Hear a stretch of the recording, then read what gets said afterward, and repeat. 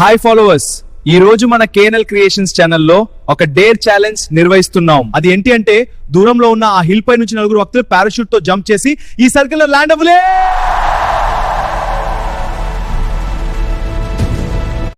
అలా సక్సెస్ఫుల్ గా ల్యాండ్ అయిన వారికి ₹1,00,000 బహుమా.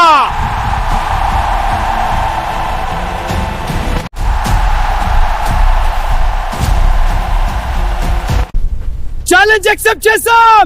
రెడీ 3, 2, 1.